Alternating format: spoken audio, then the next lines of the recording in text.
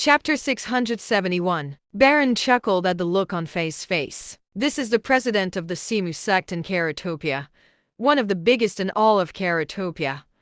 I'm sure you know how powerful the Simu sect is. Besides, it'll look good for you to have someone from the Simu sect as one of Cape's shareholders. The Simu sect was one of Karatopia's 5 main corporations. It was a terrifyingly powerful existence with a net worth of hundreds of billions. The thing was that Cape was also an international corporation worth hundreds of billions of dollars if they were to combine their overseas assets. The Simu sect was honestly not that big of a deal in comparison. Faye did not necessarily have to fear Yumi Senka, but she had Baron's identity to be wary of. After all, this man was actually capable of causing Cape's downfall in Dasha. After giving it some thought, Faye smiled. Mr. Yesley and Miss Senka, I'm going to have to report something of such importance to the headquarters. I'm pretty sure, though, that it's going to be a no, just giving you a heads up. Baron got to his feet coldly. Well, it's either do or die for Cape. You can say goodbye to Dasha if you turn me down. You have 3 days. He turned to leave after that.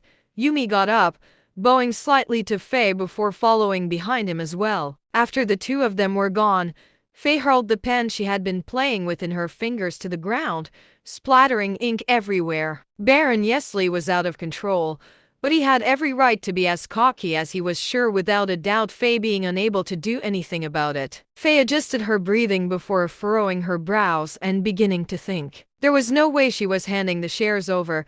The most she would do was accept their investment and pay them dividends based on that. However, that was not what Baron wanted. He had definitely brought Yumi with him with the intention of making her the spokesperson of a place or area in Dasha, and there was no backing down until he got what he wanted. It seemed like she would have to tell Wilbur about this. Despite not wanting to bother him about business affairs, the situation was beyond what she could handle, so she dialed Wilbur's number and told him everything that happened. Wilbur was silent for a while before saying nonchalantly, "Tell him to run as far as he can." He hung up after that. Faye put the phone down, her brows furrowed mildly. At the same time, Baron and Yumi returned to their hotel suite and sat down in the living room. "Things don't seem to be going very well, Mr. Yesley," Yumi said with a smile. "They're going to go the way I want them to. Cape has no other choice. Not if they want to survive in Dasha." Trevor Penn of the Abyss Mercenaries. Huh? Baron waved a hand at the man with the scar on his face. "Where's Trevor Penn right now? Sea Lake Island?" It was clear that Baron had done his research on Cape. The man bowed and said, "Trevor Penn is at Sea Lake Island right now, but he's going to head to Seacher Hotel real soon for a gathering." "Is that so?" Baron chuckled. "Let's go say hi to him and see how capable he is." Yumi paused for a moment. "How did you know his exact location in Seacher Town?" "Is that supposed to be shocking? I wouldn't have the guts to take you to Cape if I'm not able to do at least as much," Baron retorted calmly. "The Dasha Intelligence Network doesn't lie." Yumi frowned.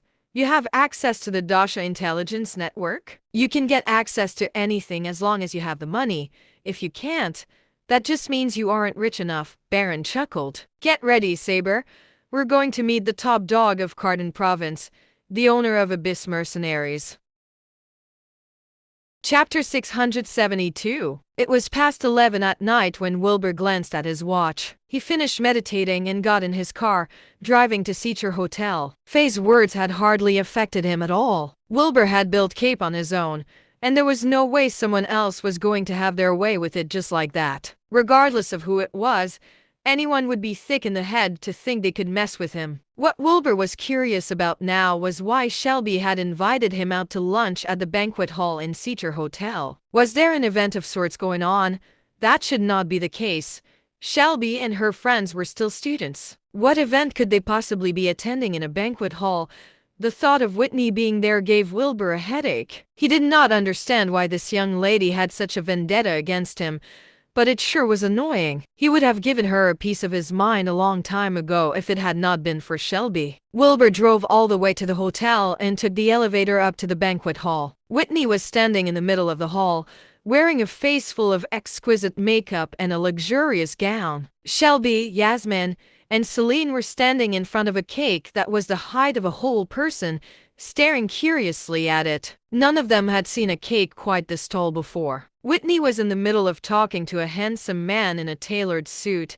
She giggled from time to time, looking like she was having a blast. There were 3 other men next to the handsome man, all of them formally dressed as well. Their gazes, however, would drift to Shelby and her friends from time to time. The 3 girls were young and full of energy, and they found them extremely attractive. Just then, Whitney finished chatting with the man and came up to Shelby and the rest with a smile. "You're so cool, Whitney.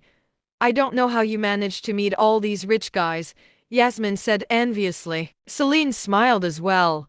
"Shane's young and rich. He spent a lot of money and effort on your birthday. I think he really likes you." Whitney smiled. "He's all right. He's worth a few $100 million, so I guess he'll do." There seemed to be a hint of arrogance in Whitney's words. Shelby said, "We're still in school, though. Have you really thought it through?" "Well, aren't we attending school to make money in the future anyway?"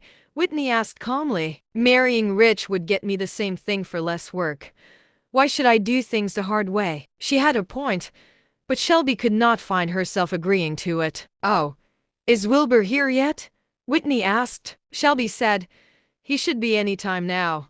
I told him to come at noon." Whitney nodded with a smile. It was her birthday today, and her new boyfriend Shane Omega had rented out the entire banquet hall to throw her a birthday party. Of course, her friends were invited too. Whitney had asked Shelby to invite Wilbur just so she could teach him a proper lesson and make sure he stayed away from Shelby. Whitney was certain that Shelby deserved to be with someone of considerable wealth, and not a piece of garbage like Wilbur. She was only doing this for Shelby's future.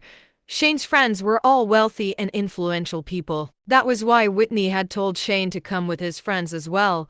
She was going to teach Wilbur a lesson to make him stay away from Shelby for good.